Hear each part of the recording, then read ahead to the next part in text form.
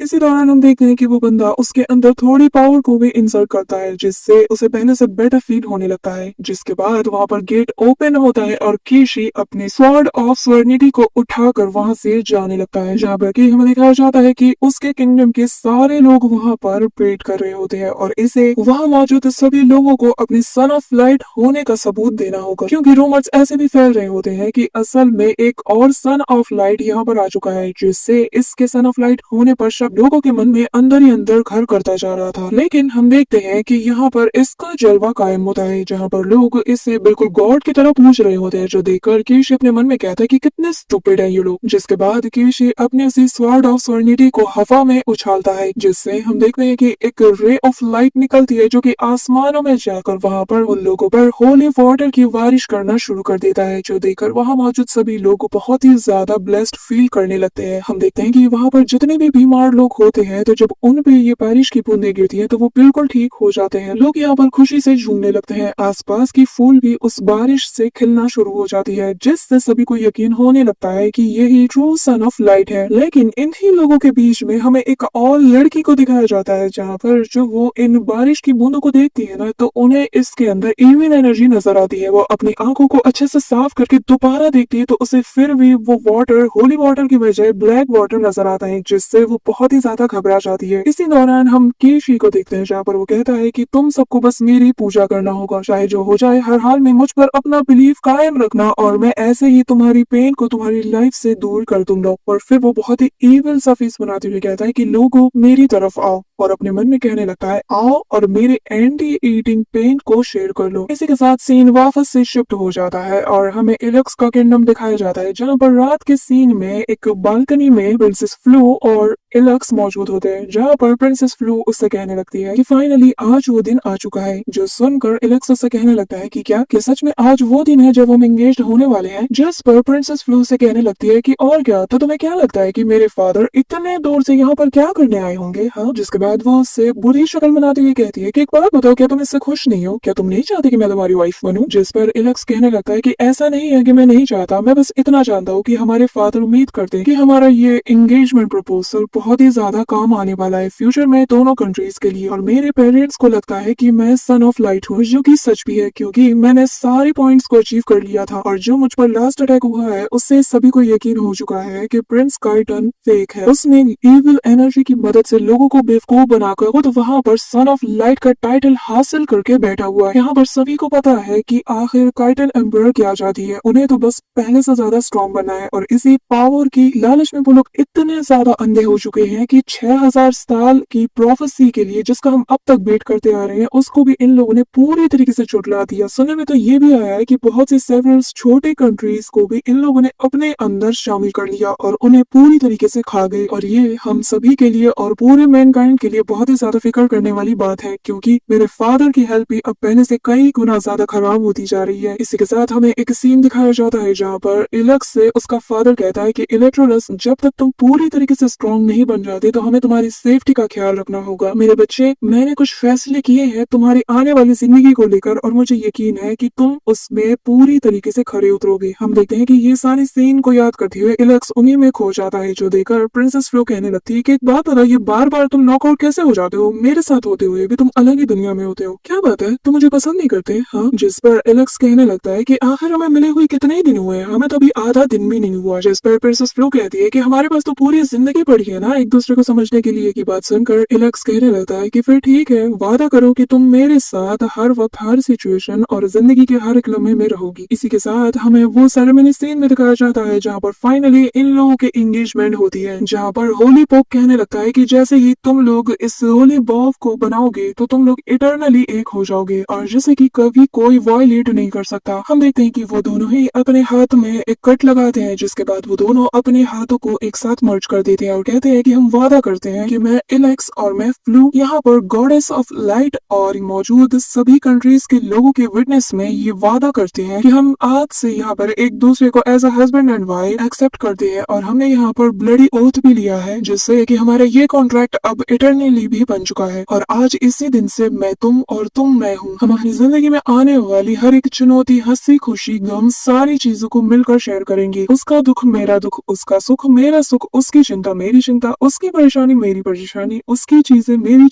चीज उसकी चीज। और आज से ही हम एक दूसरे के लिए हमेशा लॉयल रहेंगे और हम ये कमिटमेंट करते हैं कि चाहे जो हो जाए हम एक दूसरे को कभी भी नहीं छोड़ेंगे और सिवाय मौत के कोई भी हमें एक दूसरे से जुदा नहीं कर सकता। यहाँ पर ये सीन बहुत ही ज्यादा इमोशनल और ड्रामेटिक दिखाया जाता है। साथ ही हम देखते हैं कि वहाँ पर एक सर्वेंट आती है जो कि वहाँ पर 2 ब्रेसलेट्स को लाती है, जिसे देखने के बाद वो दोनों ही एक एक ब्रेसलेट को उठाकर एक दूसरे के हाथ को पहनाने के बाद फिर से अपने हाथों को ज्वाइन करते हैं, जिससे उनके बीच फाइनली वो वाव बन जाता है। जिसके बाद हम देखते हैं कि वहाँ मौजूद वो होली पोप फाइनली उन दोनों को as a husband and wife introduce कराते हैं और कहते हैं कि गॉडेस ऑफ लाइट तुम दोनों पर हमेशा अपनी ब्लेसिंग्स को बनाए रखे। ये कहते साथ ही हम देखते हैं कि वहाँ मौजूद सभी लोग उन दोनों को ब्लेसिंग्स देने लगते हैं और उन पर फूलों की बारिश होने लगती है। जिसके बाद नेक्स्ट सीन में वो दोनों एक दूसरे का हाथ पकड़कर वहाँ पर एक रैंप पर वॉक करने लगते हैं, जहाँ पर उस रैंप के दोनों साइड पे दोनों कंट्रीज के लोग होते हैं, जो कि उन दोनों को साथ में देखकर बहुत ही ज्यादा खुश होते हैं, क्योंकि वो जानते हैं कि ये आज जो कॉन्ट्रैक्ट यहाँ पर हुआ है इससे फ्यूचर में दोनों कंट्री के रिलेशनशिप पहले से कई गुना ज्यादा मजबूत हो जाएंगे। जिसके बाद हम देखते हैं कि वहाँ पर जो डीलन होती है, जो कि टाइप 5 की एक गार्ड होती है, वो वहाँ पर उन दोनों को देखकर बहुत ही ज्यादा खुश होती है और कहने लगती है कि हमारी प्रिंसेस और हिज रॉयल हाइनेस बहुत ही ज्यादा अच्छे लग रहे हैं। मुझे यकीन नहीं होता कि इनसे भी ज्यादा परफेक्ट मैच कोई हो सकता है। इसी दौरान हम देखते हैं कि फ्लू और एलेक्स दोनों ही अचानक से वहाँ से भागने लगते हैं और उन्हें भागता हुआ देखकर वहाँ मौजूद सभी लोग बहुत ही ज्यादा कंफ्यूज हो जाते हैं और वो लोग हैरानी के साथ कहते हैं कि क्या हुआ, आखिर तुम दोनों ऐसे भाग क्यों रहे हो? अब देखते हैं कि वो लोग बिना बताए बस आगे दौड़ते हुए चले जाते हैं और जैसे ही वहाँ पर डेड एंड आता है वो लोग उस ऊंचाई से सीधा जंप लगा देते हैं, जिससे वहाँ मौजूद सभी लोग बहुत ही ज्यादा शॉक्ड हो जाते हैं कि आखिर इन लोगों को क्या हो गया। पीछे से उनके गार्ड्स, मास्टर्स और सभी लोग उन्हें रोकने के लिए आते हैं, लेकिन अगले सीन में हम देखते हैं उन दोनों को फ्लू के ड्रैगन ने पकड़ लिया होता है और वो दोनों हवा में वहाँ पर तैरने लगते हैं। और जैसा कि कि हर एक ड्रामेटिक फिल्म में होता है कि एक ड्रामेटिक सीन के साथ ही मूवी का हीरो बड़ा हो जाता है, और यहाँ भी सेम सिचुएशन होती है जहाँ पर हम देखते हैं कि एलेक्स और फ्लू अब बड़े हो जाते हैं, जहाँ पर फ्लू एलेक्स से कहने लगती है कि क्या तुम्हें याद है कि उस दिन मैंने तुमसे क्या पूछा था, जिस पर वो कोई जवाब नहीं देता। और फ्लू आगे कहने लगती है कि क्या तुम्हें पता है कि मरना किसे कहते हैं। हम देखेंगे यहाँ पर एलेक्स उसे कोई जवाब नहीं देता और उसे होल्ड करके वहाँ के सीन का मजा ले रहा होता है। चारों तरफ आतिशबाजी होती है और वो दोनों बहुत ही ज्यादा क्वालिटी टाइम स्पेंड करते हैं। इसी के साथ वो दोनों कहते हैं कि हमें उम्मीद है कि हमारा आने वाला फ्यूचर इससे बहुत ज्यादा ब्राइट होगा। इसी के साथ हमें बताया जाता है कि बीते कुछ सालों में भले ही दोनों कंट्रीज की जिंदगी बहुत ही अच्छी चल रही हो, लेकिन दोनों कंट्री के बाहर बहुत ही घमासान युद्ध चल रहा होता है, जहाँ पर कैरेटन एम्पायर पूरी तरीके से एलेक्स के एम्पायर को सप्रेस करने में लगा होता है। दोनों ही आर्मी के बीच घमासान युद्ध चल रहा होता है, जहाँ पर इन लोगों को भी ये पता चल चुका होता है कि असल में सन ऑफ लाइट उनके एम्पायर का प्रिंस नहीं बल्कि एलेक्स है, और इसीलिए वो लोग उन पर कोई भी मौका नहीं छोड़ते कि बस कैसे भी करके उनकी किंगडम को अपना बनाकर एलेक्स को जान से मार डालें, और वो लगातार उसकी किंगडम को सप्रेस करने की कोशिश करते रहते हैं। इसी के साथ कुछ दिनों बाद का सीन दिखाया जाता है जहाँ पर एलेक्स अपने फादर के साथ उनके रॉयल पैलेस में मौजूद होता है, जहाँ पर उसे एक स्क्रोल मिलता है जिसमें बताया गया होता है कि जो अपकमिंग बैटल ऑफ जीनियस है वो पूरे कॉन्टिनेंट में होने वाला है, जिसमें से कि हर कॉन्टिनेंट का बेस्ट डिसाइपल यहाँ पर हमें ज्वाइन करेगा और इसके लिए बैटल करेगा। और ये बैटल ऑफ जीनियस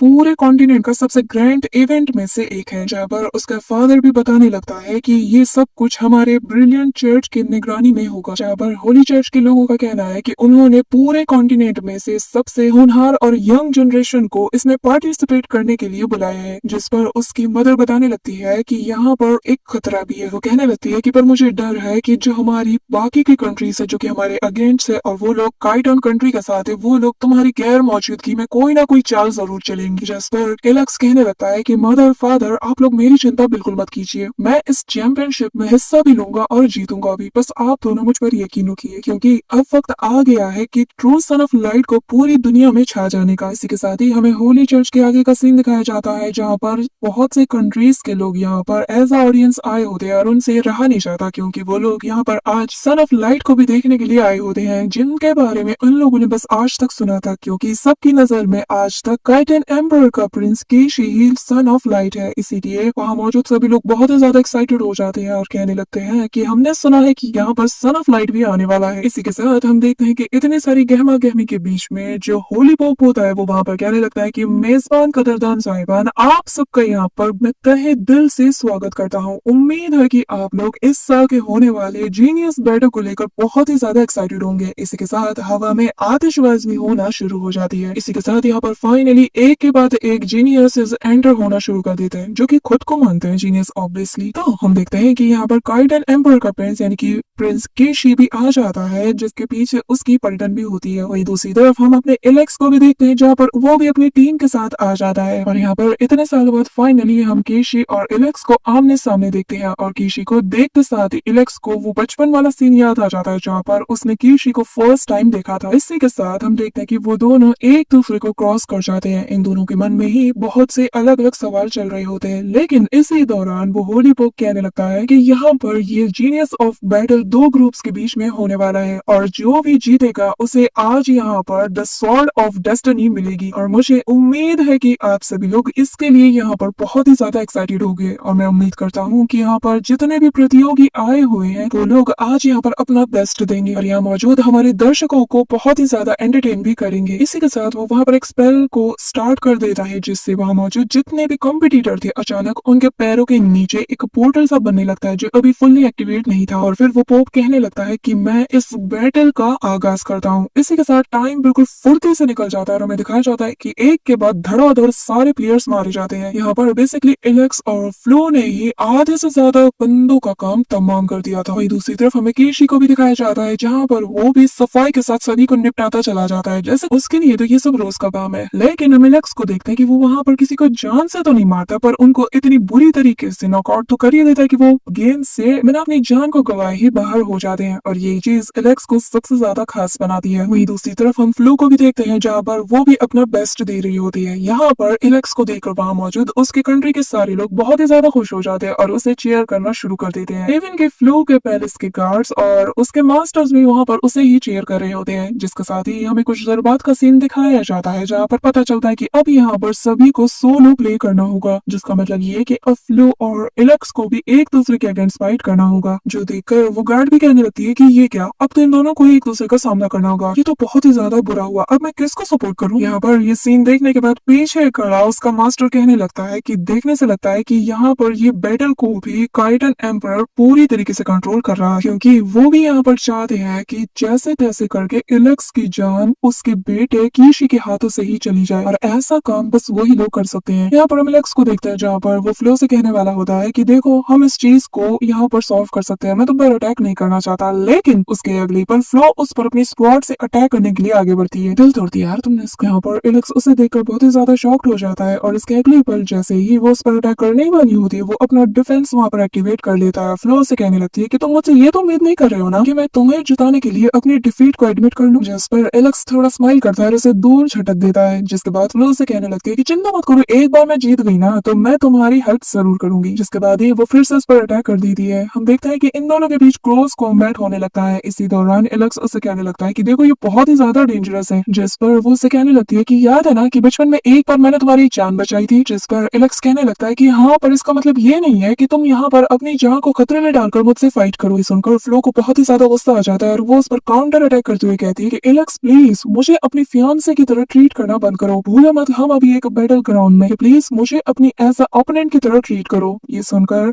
एलेक्स वहाँ पर स्माइल करने लगता है। जिसके बाद हमें नरेटर वॉइस बताती है कि इस टाइम पर इलेक्ट्रोलस को पता ही नहीं था कि जो उसकी फियांसे है उसकी कम्पेटिटिव स्पिरिट सभी की इमेजिनेशन के बियॉन्ड है। इसी के साथ हम देखते हैं कि फ्लो उस पर एक के बाद एक लगातार अटैक्स करती रहती है। इसी दौरान हम देखते हैं कि फ्लो अपने उसे ड्रैगन को भी वहाँ पर बुला लेती है और वो भी उसके साथ मिलकर एलेक्स पर अटैक करती है। जो सीन देखकर एलेक्स को बचपन का वही सीन याद आ जाता है जब वो पहली बार फ्लो से मिला था। इससे ये साबित होता है कि उसके दिलो दिमाग में अभी भी फ्लो की वही बचपन की भोली और क्यूट वाली लिटिल गर्ल की इमेज बनी हुई है और जिसे याद करके वो थोड़ी देर के लिए वीक पड़ने लगता है, जिसका फायदा उठाते ही फ्लो उस पर अपने ताकत को दुगना करते हुए लगातार अटैक करती है, जिससे बचने के लिए एलेक्स वहां से दूर भाग जाता है। और फिर हम देखते हैं कि वो फ्लो और उसके ड्रैगन को अपने पीछे दौड़ाने लगता है, जहां पर उस पर एक के बाद एक लगातार अटैक फ्लो अपने ड्रैगन के जरिए से कर रही होती है, जिससे एलेक्स लगातार डॉज करने की कोशिश करता रहता है। इसी दौरान हम देखते हैं कि जैसे ही फ्लो इस पर एक और थंडर अटैक करती ही है तभी इलेक्ट्रोलस उस पर अपना डोमेन एक्टिवेट कर देता है। यहाँ मैं बता दूं कि इसके डोमेन की स्पेशलिटी ही यही है कि इसके अंदर ये पूरी चीजों को अपने अंदर कंट्रोल कर सकता है, यानी कि स्पेस और टाइम दोनों को। और फिर नेक्स्ट सीन में इलेक्ट्रोलस अपनी जगह को स्विच करके उससे हरा देता है, जिसके बाद वो उससे पूछने लगता है कि तो बताओ तुम्हें कैसा लगा। जिस पर फ्लो उसे बताने लगती है कि देखने से लगता है कि तुम्हारा सेल्फ क्रिएटेड स्किल मेरे पावर पर बहुत ही ज्यादा हैवी है। जिस पर एलेक्स उसे बताने लगता है कि हाँ तुमने सही कहा, लेकिन मैं इसे अभी भी फुल्ली मास्टर नहीं कर पाया हूँ, क्योंकि बीते कुछ सालों में मैं बस इसके अंदर टाइम को ही अभी ठीक से यूज कर पाता हूँ, मुझे स्पेस को भी और अच्छे से यूज करना है। इस सुनने के बाद फ्लो उसे हैरानी के साथ देखते हुए कहती है कि एलेक्स एक बात कहूँ, तुम ना बहुत ही ज्यादा कमाल के हो, और इतने कमाल के फियांसे के आगे हारना मेरे लिए इतना भी ज्यादा शर्मनाक नहीं। जिस पर एलेक्स बताता है कि ऐसी बात नहीं है, तुम भी बहुत ही ज्यादा अमेजिंग हो। जिस पर फ्लो उसे बता दिया है लगता है मेरे जाने का वक्त आ गया है और बेस्ट ऑफ लक, जब भी तुम उस कीशी का सामना करो तो उससे बुरी तरीके से हरा दे, क्योंकि किसे पता कि आखिर इस बार वो कौन सी चाल चलने वाला है। जिसके बाद एलेक्स उसे कहने लगता है कि चिंता मत करो, मैं अपना ख्याल रखूंगा और मैं बाहर तुमसे जल्द ही मिलूंगा। जिसके बाद वो वहां से बाहर आ जाती है और इसकी गार्ड से कहने लगती है कि योर हाइनेस आप बहुत ही ज्यादा कमाल की। लेकिन हम देखते हैं कि फ्लो का चेहरा यहाँ पर उतरा होता है। इसी दौरान हम देखते हैं कि जो विजुअल्स इन सभी को यहाँ पर दिखाए जा रहे थे अचानक से वो गायब हो जाता है, जो देखकर वहाँ पे लोगों में अफरा तफरी मच जाती है। जो देखकर होली चर्च का वो कहने लगता है कि यहाँ पर पैनिक करने वाली कोई बात नहीं, क्योंकि चर्च ने खुद गारंटी किया है कि सारे प्लेयर की सेफ्टी की जिम्मेदारी उनकी है और जो भी आज के कॉम्पिटिशन का विनर होगा वो कुछ ही वक्त में हमारे सामने हाजिर हो जाएगा। इसी के साथ हमें एलेक्स को दिखाया जाता है जहाँ पर वापस से वही सारे असैसिन्स मिलकर उस पर अटैक कर देते हैं, जहाँ पर एलेक्स उन सभी को प्यार से मसलते हुए कहते कहता है कि क्या हुआ, तुम सबके पास बस इतना ही दम है? जिस पर कीशी वहां से कहने लगता है कि चिंता मत करो इलेक्ट्रोलस, तुम्हारे साथ खेलने के लिए मैं हूं ना। ये कहते साथ ही वहां पर एक टेलीपोर्ट ओपन होता है जिसके अंदर से बहुत से मॉन्स्टर बीस्ट बाहर आते हैं, जो देखकर हम देखते हैं कि इलेक्ट्रोलस हवा में जंप करते हुए अपने हाथ में एक जाइंट सा लाइट बॉल बना लेता है जिसके अंदर इंटेंस अमाउंट पे लाइट एनर्जी मौजूद होती है, जिससे देखकर वहां मौजूद सारे असैसिन्स उस पर अटैक करने के लिए आगे बढ़ते हैं। लेकिन जैसे ही इलेक्ट्रोलस उस बॉल को ब्लास्ट कर देता है, वहां मौजूद सभी लोग उसके साथ धमाके में उड़ जाते हैं। इसी दौरान पीछे से कीशी तालियां बजाते हुए आ जाता है, कहता है क्या बात है, हाँ तुम बिल्कुल नहीं बदली। जो देखकर इलेक्ट्रोलस कहने लगता है कि हाँ, और तुम भी नहीं, तुम जैसा कायर बस पीछे से ही लोगों पर अटैक करना जानता है। जिस पर कीशी कहने लगता है कि इस बातचीत को ना हम अपने गेम के एंड होने के बाद संभाल के रखेंगे, जब तुम मर जाओगे मेरे हाथों में तब तुम आराम से मुझसे बात करना, मैं सुनता रहूंगा, पर फिलहाल के लिए हमारे मैच को शुरू करें। ये कहते साथ ही वो अपने उस स्वॉर्ड ऑफ सोरिजिनिटी को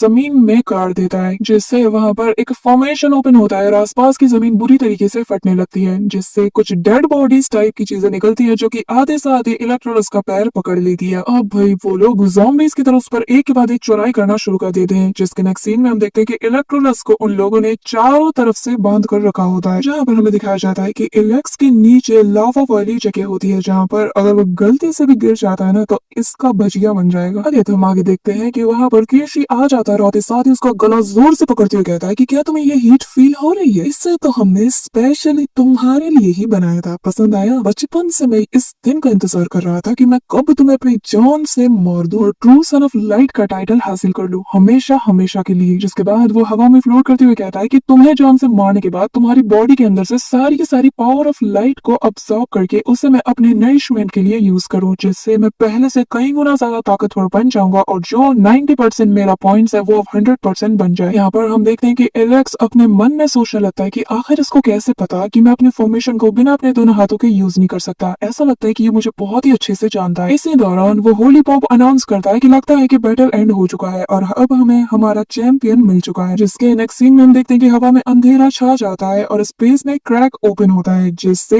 कीशी बाहर आता है। अब आते साथ ही उस स्वॉर्ड ऑफ डेस्टिनी को हासिल कर लेता है। यहाँ पर सभी को यही लग रहा होता है कि ये शायद इलेक्ट्रोलस ही होगा, लेकिन वो पोप अनाउंस करता है कि जो विनर है वो प्रिंस ऑफ काइडन है। ये देखकर वहाँ मौजूद सभी लोग बहुत ही ज्यादा खुश हो जाता है, सिवाय उन लोगों के जिन्हें की इलेक्स की सच्चाई का पता था। वो लोग कहने लगते हैं कि ऐसा हो ही नहीं सकता। जिसके बाद कीशी वहाँ पर सभी लोगों का भाषण देते हुए कहने लगता है कि ये तो पहले से ही तय था, क्योंकि मैं एक सन ऑफ लाइट हूँ जिसे कि हेवन ने खुद चूज किया है, तो मेरे रहते मैदान में कोई और कैसे जीत सकता है। जहाँ पर उसे सुनकर हम देखते हैं कि फ्लो से पूछने लगती है कि इलेक्स का क्या हुआ, आखिर तुमने उसके साथ क्या किया? जिस पर वो कहता है कि उसने बहुत ही अच्छी फाइट की, लेकिन एट द एंड वो हार गया। मैंने उसे वहाँ पर उसी ट्रायल बैंक के साथ छोड़ दिया है, शायद वो बाहर आता ही होगा या फिर किसे पता उसके साथ क्या हो रहा है। जिसे सुनकर फ्लू बहुत ही ज्यादा भड़क जाती है, जो देखकर वो कहने लगता है कि क्या तुम सन ऑफ लाइट पर क्वेश्चन उठा रही है? कहते साथ ही वो अपना हाथ आगे बढ़ाकर उन सभी पर इंटेंस अमाउंट में प्रेशर डालना शुरू कर देता है। इसी दौरान हम एलेक्स को देखते हैं, जहाँ पर वो खुद से कह रहा होता है कि घबराने की कोई बात नहीं है। सोचो अगर मैं सन ऑफ लाइट नहीं होता तो आखिर मेरे पास ऐसा क्या होता जो मैं इस सिचुएशन में यूज कर पाता? क्या बस सन ऑफ लाइट होना ही मेरी खासियत है? ये कहते साथ ही वो अपनी कॉन्शियसनेस में पानी के अंदर डूबता चला जाता है। इसी दौरान गॉडेस ऑफ लाइट उसे कहने लगती है कि देखा, मैंने तुमसे कहा था कि मेरा क्रिएशन ज्यादा बेस्ट है। जिसके बाद एलेक्स कहने लगता है कि मुझे पता है कि मैं क्या करने वाला हूँ। ये कहते साथ ही वो वापस से अपने उसी डोमेन को क्रिएट करना शुरू कर देता है और कहता है कि मुझे आसपास की मौजूद हर एक चीज की एनर्जी को यूज करना होगा, जिससे कि यूज करके मैं अपने पावर में ट्रांसफॉर्म कर दूं और जिसकी मुझे इस वक्त बहुत ही ज्यादा जरूरत है। इसी दौरान हम देखते हैं कि एलेक्स वहाँ पर फोकस करना शुरू कर देता है। जिसका नेक्स्ट सीन में हम देखते हैं कि वो वहाँ मौजूद सभी के स्पिरिचुअल एनर्जी को यूज करके एक ब्लैक होल क्रिएट करता है, जिसे वो अपनी उंगली में उठा लेता है और फिर उस ब्लैक होल की पावर से वहाँ पर एक ब्लैक होल फॉर्मेशन अरे को क्रिएट करता है। इसी दौरान हम कीशी को देखते हैं, जहाँ पर वो फाइनली अनाउंस कर देता है कि आज से मैं as a son of light पूरे कॉन्टिनेंट का कमान संभालने वाला हूँ और जो लोग भी मुझे डिसऑबे करना चाहेंगे उनका अंजाम सिर्फ मौत होगा। ये कहते साथ ही उसके पीछे गॉडेस ऑफ लाइट दिखने लगती है। हम देखते हैं कि यहाँ मौजूद सभी लोग उससे बहुत ही ज्यादा रिस्पेक्ट के साथ ग्रीट करते हैं और उसे बॉ डाउन भी करना शुरू कर देते हैं, लेकिन इसी दौरान जैसे ही वो कुछ कहने ही वाला होता है, अचानक से वहाँ पर उसकी फिंगर को कोई काट देता है और वो रिंग जो कि उसे एज अ विनर के तौर पर मिला था वो अचानक से उसके हाथों से छिटक जाता है। तभी हम देखते हैं कि ब्लैक होल की पावर को यूज करके वहाँ पर स्पेस को क्रैक करते हुए एलेक्स आ जाता है। और भाई ये सीन बहुत ही ज्यादा मैसिव होता है। हम देखते हैं कि चारों तरफ लाइटनिंग थंडर दिखने लगती है और सामने एक बड़ा सा स्पिरिचुअल क्रैक ओपन होता है, जिसे कि एलेक्स ने अपनी ब्लैक होल की पावर से किया किया था, जिसके साथ ही वो रिंग फाइनली एलेक्स के थंब में जाकर फिट हो जाती है और फिर वो वहां पर अपनी पावर की ऑरा को रिलीज करता है, जिससे आसपास एक धमाकेदार रोशनी दिखाई देती है। जिसके बाद एलेक्स को देखकर वो कहने लगता है कि आखिर तुम वहां से बाहर कैसे निकले, जिस पर वो कहने लगता है कि जाहिर है यहाँ पर जो सन ऑफ लाइट है उसे कोई नहीं हरा सकता। और हाँ, तुम्हें क्या कहता है, तुम सन ऑफ लाइट हो ना। ये कहते साथ ही हम देखते हैं कि उसके आसपास जितने भी वो क्रिस्टल पॉइंट्स थे वो एक के बाद एक डिस्ट्रॉय होने लगते हैं, जो देखकर वहां मौजूद सभी लोग कहने लगते हैं कि आखिर ऐसा कैसे हो सकता है, ये तो सन ऑफ लाइट है ना, तो आखिर ऐसा कैसे हो सकता है। जिस पर वहां मौजूद एक बंदा कहता है कि अगर ये सन ऑफ लाइट होता तो इसके साथ ऐसा कभी नहीं होता। और सभी लोगों को ये यकीन हो जाता है कि काइटन एम्पायर के किंग ने जरूर किसी तरह के विच क्राफ्ट को यूज किया था। ये नजारा देखकर कीशी को बहुत ही ज्यादा गुस्सा हो जाता है कि उसके लोगों का ट्रस्ट अब उससे उठ चुका है। जिसके नेक्स्ट सीन में हम देखते हैं कि कीशी अपनी डिमोनिक पावर को यूज करता है और फाइनली अपनी डिमोनिक लुक में आ जाता है और कहता है कि इलेक्ट्रोलस, आज मैं तुम्हें जान से मार डालूंगा और मैं अपनी स्वॉर्ड ऑफ सर्जिनिटी को यूज करके तुम्हें यहाँ पर सबक जरूर सिखाऊंगा। ये कहते साथ ही वो अपने फुल डिमोनिक लुक में आ जाता है, जो दिखने में बहुत ही ज्यादा इविल और क्रूअल लगता है। यहाँ पर उसे ऐसा देखकर फाइनली इलेक्ट्रोलस भी अपनी पावर को यूज करता है और एक पोर्टल में से अपनी डिवाइन स्वॉर्ड को बाहर निकालता है, जिसके साथ ही इन दोनों के बीच फाइट अब शुरू हो जाती है, जहाँ पर एक तरफ अच्छाई और दूसरी तरफ बुराई की ताकत आपस में टकरा रही होती है। दोनों ही एक दूसरे पर लगातार स्लैश अटैक करते हैं और जैसे ही इन दोनों के क्लैश अटैक्स आपस में कोलाइड करते हैं, वहाँ आसपास एक के बाद एक जबरदस्त धमाके होते हैं। ये सारा सीन वहाँ मौजूद सभी लोग देखते हैं और उनके मिडिल ऑफ द फाइट हम देखते हैं कि उसे कीशी बताने लगता है कि ये जो मेरी स्वॉर्ड ऑफ सर्जिनिटी है, इसे मेरे फादर के ब्लड से बनाया गया है और सिर्फ मेरे फादर के ब्लड से ही नहीं बल्कि केटन एम्पायर के जितने भी पिछले किंग्स थे उन सभी के ब्लड से इसे जनरेशन बाई जनरेशन स्ट्रॉन्ग बनाया गया है और आज इसके मदद से मैं तुम्हें यहाँ पर जान से मार दूंगा। हम देखते हैं कि ये कहते साथ ही वो दोनों फिर से बहुत ही ज्यादा टफ और क्लोज कॉम्बैट करने लगते हैं। उनकी स्पीड का कोई मैच ही नहीं होता। यहाँ पर कीशी उसे आगे कहता है कि मैं लेवल 9 के पीक पर हूँ तो तुम मेरा कुछ नहीं बिगाड़ सकते। ये कहते साथ ही वो वहां पर एक पोर्टल ओपन करता है जिससे बहुत ही शार्प वेपन्स बाहर आते हैं और वो उसे बताने लगता है कि ये हमारे रॉयल रेलम का सबसे पावरफुल आर्टिफैक्ट्स है और मैं देखना चाहता हूँ कि तुम्हारे पास इसके अगेंस्ट क्या है। ये कहते साथ ही वो उस पर अटैक कर देता है, जिस पर इलेक्स वहां पर अपने उसे डोमेन को एक्टिवेट करते हुए कहता है कि मेरे पास कोई आर्टिफैक्ट नहीं है बल्कि मेरा खुद का अपना स्किल है और मेरी अपनी क्रिएशन जो कि तुम्हारे लिए इनफ होगा। ये कहते साथ ही वो बिजली की स्पीड से उसके सामने आ जाता है, कहता है कि ये जो मेरे हाथ में स्वॉर्ड देख रहे हो ना, ये भी एक नॉर्मल स्वॉर्ड है। जिसके बाद एक ही स्लैश अटैक में वो उसके तलवार के 2 टुकड़े कर देता है, जिससे वो दूर जाकर छटक जाता है और वो कहता है कि आखिर ये कैसे पॉसिबल है। इसी दौरान वो खुद से कहने लगता है कि तुम्हारे जैसा बच्चा कभी भी नहीं समझ सकता, मैं बचपन से ही इन सारे ट्रॉमा से झेल रहा हूँ, मुझ पर इतने सारे टॉर्चर हुए हैं कि मैं एक दिन आगे चलकर सन ऑफ लाइट बनूं, लेकिन तुम्हारे आने के बाद से सब कुछ बदलने लगा और तुमने सब कुछ बर्बाद कर दिया। ये कहते साथ ही वो बहुत ही ज्यादा गुस्से में आ जाता है। अचानक से उसके बॉडी से ब्लड निकलने लगता है और फिर इंटेंस अमाउंट में डार्क एनर्जी उसकी बॉडी में आने लगती है, जिसके बाद वो गुस्से के साथ कहने लगता है कि मैं तुम्हें कभी भी माफ नहीं करने वाला। जिसके नेक्स्ट सीन में उसकी बॉडी ब्लास्ट कर जाती है, जिससे हम देखते हैं कि वहां पर जो उसके एम्पायर के लोग थे जिन पर उसने होली वाटर कहकर जो बारिश की थी, वो असल में उसके पेन को उन सभी की बॉडीज के साथ शेयर किया होता है। और जब यहाँ पर केशी अपना कंट्रोल खो देता है और उसकी बॉडी में उसे बहुत ही ज्यादा पेन होता है, तो हम देखते हैं कि इसका असर उसके किंगडम के लोगों पर भी होता है। अचानक से वो सभी पागल हो जाते हैं, उन सभी की बॉडी से एनर्जीज अब्सॉर्ब हो रही होती है और उनकी चेहरा भी बहुत ही ज्यादा बिगड़ जाता है। चारों तरफ डिमोनिक ऑरा हमें नजर आता है। जिसके बाद यहाँ पर केशी भी सेम चीज को रिपीट करते हुए कहता है कि तुम लोगों ने मेरी एनर्जीज का बहुत ही ज्यादा फायदा उठाया और अब वक्त है कि उसका दुगना तुम मुझे यहाँ पर लौटाओ। जिसके साथ ही हमें उसकी बॉडी को दिखाई जाती है जो अब बिल्कुल ठीक नजर आती है और वो वहां पर उन सभी से एनर्जीज को अब्सॉर्ब कर रहा होता है, जिससे हम देखते हैं कि वहां पर एक बड़ा डेमोनिक ऑरा वाला वर्टेक्स भी ओपन हो जाता है, जो कि एक के बाद एक चारों तरफ ओपन होना शुरू कर देता है, जो देखकर वहां मौजूद सभी लोग बहुत ही ज्यादा कंफ्यूज हो जाते हैं। और इसकी पागलपन और सनक को देखकर हम देखते हैं लक्स उससे कहने लगता है कि देखो, तुम्हारे साथ जो कुछ बुरा हुआ मैं मानता हूँ, लेकिन मैं तुम्हें अलाउ नहीं करता कि तुम यहाँ मौजूद सारे इनोसेंट्स लाइफ के साथ खिलवाड़ करो। ये कहते साथ ही हम देखते हैं कि वो अचानक से वहां पर गॉड ऑफ लाइट को समन कर लेता है और फिर ट्रू सन ऑफ लाइट होने के नाते वो अपनी ट्रू पावर को यूज करना शुरू कर देता है, जिससे हम देखते हैं कि वो गॉडेस ऑफ लाइट की शील्ड को उस वॉर्टेक्स के अगेंस्ट यूज करता है, जिससे हम देखते हैं कि वहां पर जितने भी लोग यहाँ पर केशी की उस डेमोनिक एनर्जी से सफर कर रहे होते हैं, अचानक ही उन सभी को रिलीफ मिलना शुरू हो जाता है, उन सभी से वो डेमोनिक ऑरा हट जाता है। यहाँ पर वो लोग समझ जाते हैं कि असल में ट्रू सन ऑफ लाइट यहाँ पर कौन है। जिसके बाद उनमें से कहने लगता है कि यकीन नहीं होता कि हमारे साथ इतने सालों तक धोखा होता हुआ आ रहा है। आज यहाँ पर गॉडेस ऑफ लाइट को इलेक्ट्रोलस ने समन करके ये साबित कर दिया कि वही ट्रू सन ऑफ लाइट है। यहाँ पर ये सुनकर केशी का दिमाग ही खराब हो जाता है। वो वहां पर चिल्लाता मुस्कुराते हुए कहता है कि यहाँ पर जरूर सन ऑफ लाइट अगर कोई है तो वो मैं हूँ। ये कहते साथ ही वो अपने बीस्ट के साथ इलेक्ट्रोलस पर अटैक करने के लिए आगे बढ़ता है, लेकिन हम देखते हैं कि अचानक से इलेक्स वहां पर एक कमाल की लाइन कहता है कि कीशी अब वक्त आ गया है कि तुम्हें तुम्हारे कियो का अंजाम दिया जाए। ये कहते साथ ही वो बहुत ही स्टाइल के साथ थानोस की तरह वहां पर एक चुटकी में जाता है और फिर वहां पर एक धमाका होता है जिससे वो मॉन्स्टर पूरी तरीके से डिसअपियर हो जाता है, जिसके बाद इलेक्ट्रोलस का वो स्लैश अटैक कीशी के पेट में जाकर लग जाता है, जो कि उसने इतनी सफाई से किया होता है कि यहाँ पर हमें भी नहीं दिखाया जाता। जिसके साथ ही चारों तरफ से वो डिमोनिक ऑरा और वो काले बादल अचानक से छटने लगते हैं और वहां पर सूरज की किरण सभी को दिखाई देती है। इसी के साथ कीशी का चैप्टर फिलहाल के लिए यहाँ पर क्लोज हो जाता है, जिसके बाद वहां मौजूद सभी लोग इलेक्ट्रोलस के नारे लगाने लगते हैं और उसे as a true son of light के नाम से पुकारते हैं। लेकिन मैं हैरान हूँ कि इस पोप को यहाँ पर इस चैंपियनशिप की पड़ी होती है। उसका खाली एक ही काम होता है कि यहाँ पर आकर मुंह उठा के कहने लगता है कि आज मैं इस बैटल का जो ट्रू चैंपियन है यानी कि बैटल ऑफ जीनियस का विनर उसे मैं सन ऑफ द लाइट जो कि इलेक्ट्रोलस है उससे डिक्लेयर करता हूँ। जिसका नेक्स्ट सीन में हम देखते हैं कि उसकी रिंग में से एक वॉइस ऐसे बताती है कि इलेक्ट्रोलस तुमने इस पूरे वर्ल्ड के ब्राइटनेस को अपने हार्ट से रिडीम कर लिया है और इसलिए कोई है जो तुमसे मिलना चाहता है। इसी के नेक्स्ट सीन में हम देखते हैं कि वो अपने कॉन्शियसनेस में एक स्नेल के फ्रेम को देखता है जो कि अचानक से एक ह्यूमन का फॉर्म ले लेता है, जिसका नाम की हमें यहाँ पर व्हाइट डीमन मून स्कॉर्पियन बताया जाता है, जो कि यहाँ पर इलेक्ट्रोलस से कहने लगता है कि आज से मैं तुम्हें तुम्हारे हर रास्ते में आने वाली छोटी बड़ी चुनौतियों में तुम्हारा पूरा पूरा साथ दूंगा और तुम्हारी पूरी पूरी मदद करूंगा जब तक कि तुम नए गॉड ऑफ लाइट नहीं बन जाते। जिसके बाद वो उसे एक एंशिएंट आर्टिफैक्ट दिखाते हुए कहने लगता है कि ये एक ऐसी इंपॉर्टेंट चीज है जिसके बारे में मैं तुम्हें बताना चाहता हूँ, जिससे कि बेकर टर्टल शेल टेक्निक के नाम से भी जाना जाता है। जिसके बाद वो कहने लगता है कि ये टेक्निक तुम्हें इंटेंस अमाउंट में पावर भी प्रोवाइड कराएगी। जिसके बाद वो आगे बताता है कि एक ऐसी पावर है जिसके लिए गॉड भी डिजायर्स रखते हैं, इवन की गॉड्स भी इसके लिए फाइट करते हैं, तो अंदाजा लगा लो कि ये कितना ज्यादा पावरफुल है। जिसके बाद वो आगे कहता है कि मैंने प्रोफेसी के पावर को यूज करके एक्सप्लोर करने की कोशिश की, पर एज अ पनिशमेंट मुझसे मेरी एक आई ऑफ प्रोफेसी को छीन लिया गया और इसी वजह से मैंने अपनी हाफ प्रोफेसी पावर को भी खो दिया। लेकिन मैंने एट द एंड देख ही लिया कि ये किससे मिलने वाला है। इलेक्ट्रोलस वो तुम हो जो कि इसे हासिल करेगा और ये तुम्हारे लिए इंतजार कर रहा है। जिस पर इलेक्ट्रोलस स्माइल करते हुए कहता है कि क्या मेरा इंतजार कर रहा है? लगता है मुझे अभी घर जाने की इतनी जल्दी नहीं करनी चाहिए। इसी दौरान वो वापस से चुटकी बजाते हुए रियलिटी में आ जाता है, जहाँ पर होली चर्च का पोप उससे कहने लगता है कि इलेक्ट्रोलस मुझे खुशी है कि तुमने यहाँ मौजूद सभी चीजों को सेटल कर लिया है और ऐसा सन ऑफ लाइट होने के नाते तुम आज से ग्लोरियस चर्च के न्यू सक्सेसर बनने वाले हो। जहाँ पर हम देखते हैं ये सुनने के बाद वहाँ मौजूद सभी लोग उसके नारे लगाना शुरू कर देते हैं और वो पोप उससे कहता है कि प्लीज इस ऑफर को एक्सेप्ट कर लो जिसे कि तुम्हारे बिलीवर्स ने तुम तक पहुंचाया है। जिसके बाद हम देखते हैं कि इलेक्ट्रोलस उनके बीच में जाने लगता है, जहाँ पर सभी लोग उसके आगे सर झुकाने लगते हैं। इसी दौरान उसे एक बच्चा दिखाई देता है, जहाँ पर उसके हाथ में एक छोटा सा डैगर होता है जिससे वो किसी का हाथ काटने की कोशिश करता है, लेकिन इलेक्ट्रोलस उससे वो डैगर ले लेता है और फिर वो उससे कहने लगता है कि एक बात बताओ आखिर ये क्या चीज है। जिस पर वो बच्चा स्माइल के साथ कहने लगता है कि मैं आपको अपना खून डेडिकेट करके अपनी लॉयल्टी साबित करना चाहता हूँ। जिस सुनकर इलेक्ट्रोलस उसका हाथ छोड़ देता है और वो बच्चा अपना सिर उसके सामने झुकाते हुए कहता है कि आज से मेरी सोल मेरी बॉडी मेरा सब कुछ आपको बिलोंग करता है। जिस पर हम देखते हैं कि इलेक्ट्रोलस उसे ऊपर उठाते हुए कहता है कि तुम्हें ये सब करने की कोई जरूरत नहीं, क्योंकि मेरे किंगडम यानी कि पाओबू में किसी को भी अपने फेथ अपने बिलीफ को साबित करने के लिए अपना खून या कुछ भी देने की जरूरत नहीं पड़ती। इवन कि खुद गॉड भी अगर चाहे तो वो भी तुमसे जबरदस्ती कुछ भी नहीं ले सकता। लेकिन हम देखते हैं कि ये बात उस बच्चे को बहुत ही ज्यादा अजीब लगती है, वो उससे अपना हाथ छटक देता है। इसी दौरान हम देखते हैं कि यहाँ पर जितने भी लोग काइटोन किंगडम के थे वो सभी लोग अपना हाथ ऊपर उठाने लगते हैं और कहने लगती है कि प्लीज हमें हमारे फेथ को आपको ऑफर करने दो, प्लीज हमारे ब्लड को ऐसे ही जाया होने मत दो। हम देखते हैं कि उन सभी के हाथ में एक अजीब सा मार्क होता है। वो लोग चिल्ला चिल्ला कर कहते हैं कि हमारी बॉडी हमारा सोल हमारा सब कुछ आज से आपको बिलोंग करता है, प्लीज इसे एक्सेप्ट करो। इसी के साथ हमें बताया जाता है कि ये वो पहली बार होता है जहाँ पर इलेक्ट्रोलस ये एहसास करता है कि लोगों का जो ओरिजिनल बिलीफ होता है वो उन्हें इस हद तक क्रेजी बना देता है कि कभी कभी उनका ये बिलीफ क्रेजीनेस के हर हद को पार कर देता है, क्योंकि इनका बिलीव होता है कि ये पैदा ही इसलिए हुए होते हैं कि इनका यूज किया जाए। इसी के साथ हमें कुछ देर बाद का सीन दिखाया जाता है जहाँ पर वो फ्लू के साथ वहां से जा रहा होता है और वो बहुत ही ज्यादा कंफ्यूज नजर आता है, जो देखकर फ्लू से कहती है कि इलेक्ट्रोलस ज्यादा फिक्र मत करो और जिस दिन तुम ग्रेट टर्टल शेल टेक्निक को यूज करना सीख जाओगे ना और उसे पूरी तरीके से मास्टर कर लोगे, हम हमारे किंगडम में वापस जाकर खुशहाल जिंदगी गुजारें। हम देखते हैं कि यहाँ पर इलेक्स बहुत ही ज्यादा जोन आउट हो जाता है, जिसके बाद वो फ्लू से अपनी परेशानी को जिक्र करता है, जहाँ पर वो व्हाइट एंड किंगडम के लोगों के बिलीफ्स के बारे में उसे बताता है। जिस पर फ्लू उसे कंफर्ट करते हुए कहती है कि चिंता मत करो, जब तक तुम हमारे साथ हो मुझे यकीन है कि वो लोग एक ना एक दिन बदल जाएंगे। जिसके बाद वो एक ऐसी जगह पर पहुंच जाता है जहां पर उसे देखकर इलेक्ट्रोलस कहने लगता है कि ये वही जगह है जिसके बारे में सन एंड मून स्नेल ने प्रिडिक्ट किया था। इसी दौरान सीन शिफ्ट होता है और हमें एक सैक्रिफिशियल ग्राउंड का सीन दिखाया जाता है जहां पर कि क्राइटन एम्परर का किंग वहां पर आता है और वो आते साथ ही कहने लगता है कि जल्द से जल्द इस रिचुअल को कंप्लीट करो। और एक बात बताओ, क्या तुम लोग सच में इलेक्ट्रोलस को जान से मार पाओगे? जिस पर वहां मौजूद एक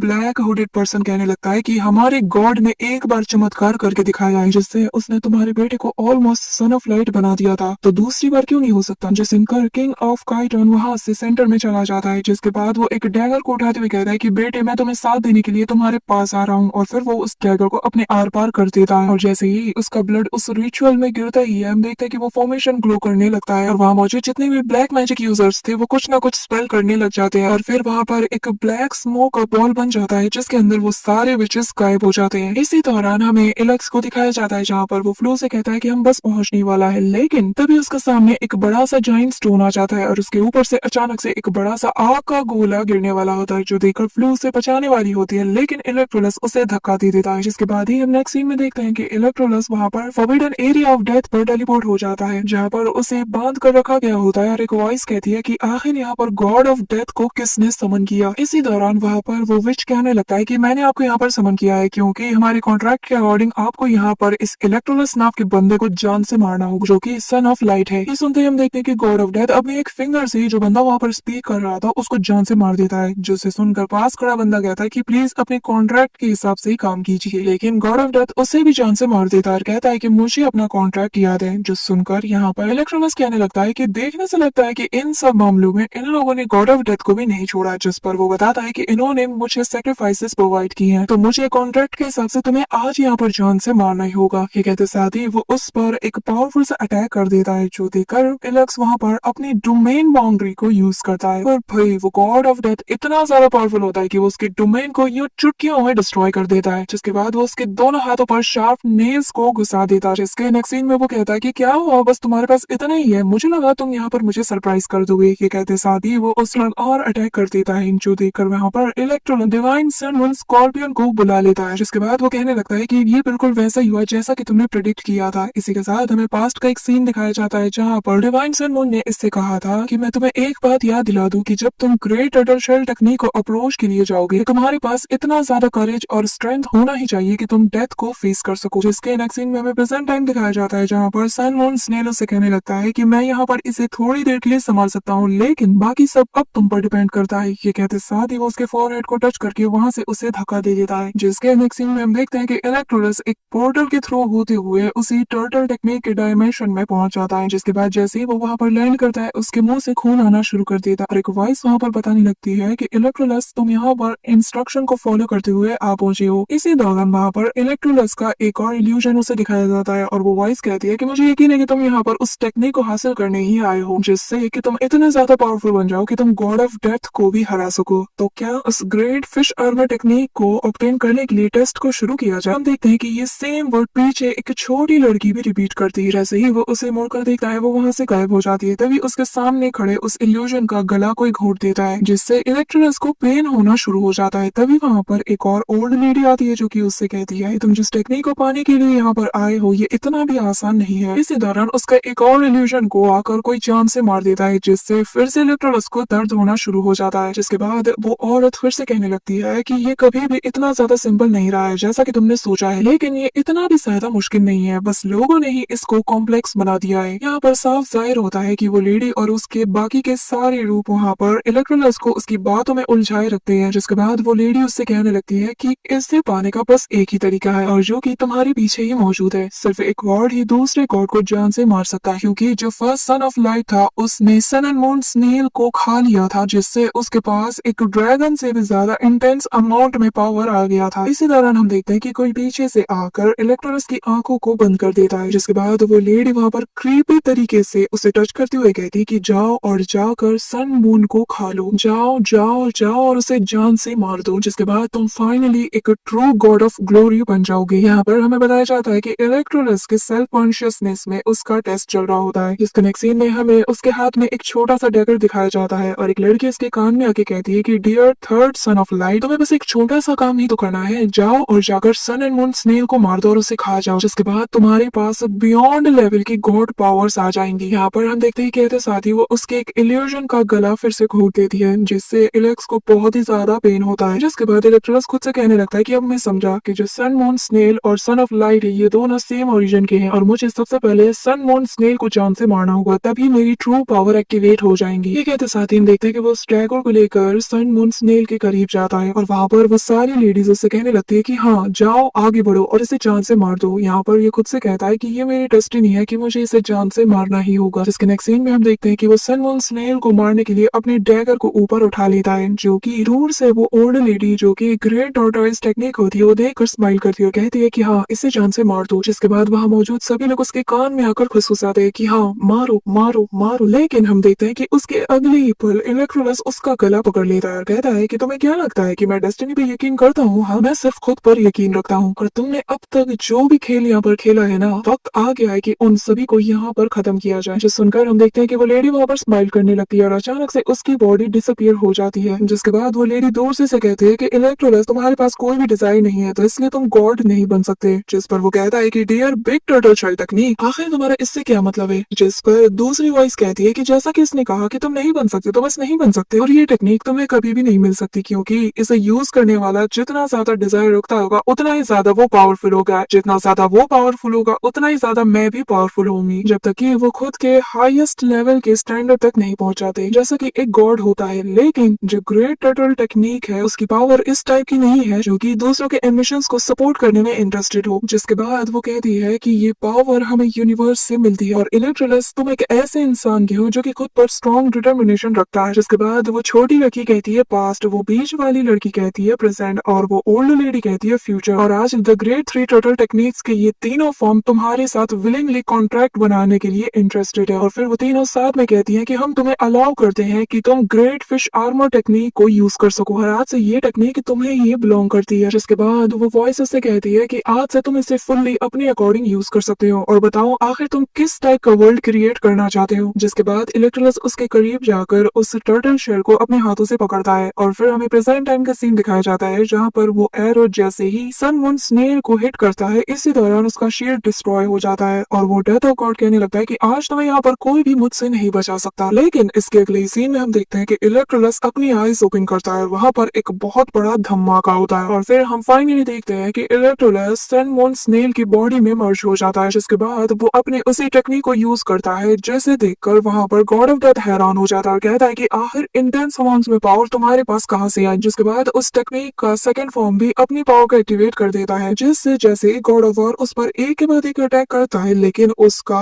इलेक्ट्रोलस पर कोई भी असर नहीं होता। जो देखकर इलेक्ट्रोलस स्माइल करता है और गॉड ऑफ डेथ कहता है कि अच्छा तो तुम्हारी इतनी हिम्मत कि अब तुम गॉड से भी खेलना शुरू कर दो। हाँ, जो कहने के साथ ही वो उस पर एक और जबरदस्त अटैक करता ही है, लेकिन उससे पहले इलेक्ट्रोलस उस पर अपना प्रेशर डालना शुरू कर देता है जिससे गॉड ऑफ डेथ अपने घुटनों में आ जाता है और इलेक्स कहने लगता है कि जरा मेरी तरफ देखो, भले ही इससे फर्क नहीं पड़ता कि तुम गॉड ऑफ डेथ हो या फिर कुछ और, लेकिन तुम्हें आज से कोई हक नहीं बनता कि तुम दूसरों के पेट के साथ खिलवाड़ कर सको और जब तक मैं इस दुनिया में एग्जिस्ट करता हूँ मैं तुम्हें ये कभी नहीं करने दूंगा। ये कहते साथ ही वो अपने हाथों के बीच में एक छोटे से बॉल को क्रिएट करता है जो कि दिखने में एक छोटे से डायमेंशन जैसा लगता है। जिसके बाद वो गॉड ऑफ डेथ को अपने उसी टेक्निक के अंदर ट्रैप कर लेता है, जो देखकर वो पूरी तरीके से पागल हो जाता है, चिल्लाते हुए कहता है कि तुम तो एक नॉर्मल से इंसान हो तो आखिर तुम ये कैसे कर सकते हो? मैं गॉड ऑफ डेथ हूँ, मुझे कोई नहीं हरा सकता, सब मुझसे डरते हैं और सबसे बड़ी बात मैं एक गॉड हूँ, तो तुम मेरे साथ ये कैसे कर सकते हो? जिसके लास्ट और एपिक सीन में हम देखते हैं कि वो फाइनली उसे अपने उसी डायमेंशन के अंदर पूरी तरीके से ब्लॉक कर देता है और वो कहने लगता है कि मैं इलेक्ट्रोलस हूँ, मैं कुछ भी कर सकता हूँ। कहते साथ ही हम देखते हैं कि वो अपनी पावर को उस पर और ज्यादा सील करने लगता है, जिससे हमें वहां पर उस डायमेंशन के अंदर पूरा यूनिवर्स दिखाया जाता है और दिखाया जाता है कि यूनिवर्स के एक छोटे से हिस्से को यूज करके उसने यहाँ पर गॉड ऑफ डेथ को पूरी तरीके से ब्लॉक कर दिया था। इसी के साथ हमें बाहर का सीन दिखाया जाता है जहाँ पर फ्लू बहुत ही ज्यादा डरी होती है, उसके कदम लड़खड़ा रहे होते हैं और उसके सामने वही आग का गोला होता है जो कि इलेक्ट्रोलस को जाकर हिट हो गई थी जब उसने फ्लू की जान बचाई थी। और अब वो बड़े से आग का गोला जो कि किसी मीटियोर जैसा दिख रहा होता है वो अब फ्लू से भी टकराने वाला होता है। यहाँ पर ये इतनी ज्यादा वीक थी कि उससे चला भी नहीं जा रहा था, लेकिन इसी दौरान हम देखते कि जैसे ही वो आग का गोला उसे हिट करने वाला होता है वहां पर एक लाइट से बनी हुई शील्ड आ जाती है और फ्लू खुद के सामने इलेक्ट्रोलस के डिवाइन फॉर्म को देखती है, जो देखकर उसे अपनी आंखों पर यकीन नहीं होता और फिर इलेक्ट्रोलस उसे कहता है कि माफ करना, मुझे आने में थोड़ी थोड़ी देर हो गई और फिर वो अपने हाथ को ट्विस्ट करते साथ ही वहां मौजूद सारे आग के गोलों को डिस्ट्रॉय कर देता है, जिसके बाद वो इलेक्ट्रोलस को देखकर बहुत ही ज्यादा खुश हो जाती है और फिर वो जोर से जाकर उसे हक कर लेती है और कहती है कि तुमने तो मुझे डरा ही दिया था। जिस पर इलेक्ट्रोलस उसे कहने लगता है कि चिंता मत करो, मैं बिल्कुल ठीक हूँ और अब मुझे वो भी मिल चुका है जिसके लिए हम यहाँ पर आए थे। जिसके बाद हम देखते हैं कि वो दोनों ही वहां से उड़कर चले जाते हैं और रास्ते में हम देखते हैं कि फ्लो से पूछने लगती है कि इलेक्ट्रोलस, मुझे यकीन नहीं होता है कि तुम्हें आखिरकार ये ग्रेट टेक्निक मिल ही गई। नेक्स्ट सीन में हम देखते हैं कि जैसे ही फ्लो उस टेक्निक को देखती है ना खुद के सामने, तो वो उसके अंदर खो जाती है और फिर वो अपने कॉन्शियसनेस में जैसे ही उसे टच करने के लिए आगे बढ़ती है तो उस ग्रेट थ्री टर्टल टेक्निक का जो साइज होता है ना वो बहुत ही ज्यादा मैसिव होता है और जैसे ही फ्लो उसे टच करने के लिए अपना फिंगर आगे बढ़ाती है एक पावरफुल फोर्स उसे हिट होती है, जो देखकर इलेक्ट्रोलस कहता है कि क्या तुम ठीक हो ना। जिस पर वो कहती है कि हाँ, पर अभी अभी क्या हो। जिस पर इलेक्ट्रोलस उसे कहता है कि देखने से लगता है कि हर कोई इसे छू नहीं सकता और ना ही हर कोई इसे यूज कर सकता है, क्योंकि इसे अचीव करने के लिए तुम्हें एक टेस्ट से गुजरना होता है जो कि बहुत ही ज्यादा मुश्किल और पेन भरा होता है, तो इसलिए बेहतर होगा कि तुम इसे मत छुओ। हम देखते हैं कि ये सुनकर फ्लू का चेहरा थोड़ा लटक जाता है। इसी के साथ ये दोनों अपने सफर में आगे बढ़ जाते हैं। इसी के से पूछने लगती है कि आखिर बताओ तुम्हें इसकी मदद से क्या करना चाहोगे। जिस पर एलेक्स उसे बताता है कि मैं इसकी मदद से एक बेटर वर्ल्ड को क्रिएट करूंगा। जिसे सुनकर हम देखते हैं कि फ्लो बहुत ही ज्यादा अपसेट हो जाती है, जैसे कि उसके दिल में कुछ और ही चल रहा होता है, पर वो फिर भी स्माइल करती हुई उससे कहती है कि ठीक है, तुम जैसा चाहते हो वैसा ही होगा, पर तुम इन सब चक्करों में हमारी वेडिंग को मत भूल जाना। जिस पर इलेक्ट्रोलस उससे कहता है कि चिंता मत करो, हमारी वेडिंग सबसे ज्यादा ग्रैंड होने वाली है। इसी के साथ हमें कुछ दिन बाद का सीन दिखाया जाता है जहाँ पर फ्लो